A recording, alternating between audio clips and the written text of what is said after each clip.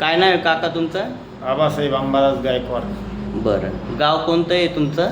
गाव उस्तल, तुम्हाला नेवास तालुका, जिल्हा अहमदनगर. बरं. ताई, मालक दारू पित होते तुमचे? हो, दारू हा? पित होते ना. किती वर्षापासून दारू पित होते?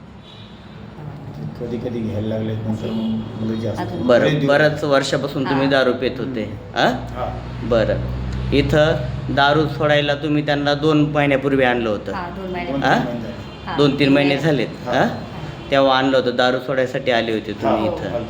तर किती फरक पडला मग तुम्हाला इथं? फरक असा झाला का जेवणच जात नव्हतं 8-10 दिवसापासून.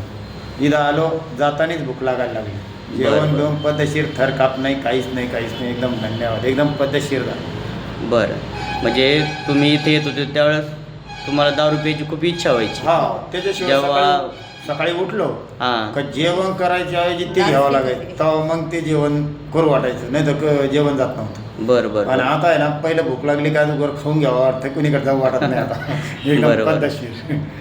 जवळजवळ तुम्हाला आता 2-3 महिने झालेत आता. महिने हां, झाले. मोठी म्हणजे घेऊन सगळं नाही, तिकडे पाहू वाटत नाही, काही नाही. हां, 2-3 महिने झालेत 3 आता. महिने झाले हां, आता. आता बिलकुल फरक दारू पेत नाहीत, काही नाही, नाहीत. दारूच हां, नाही आता.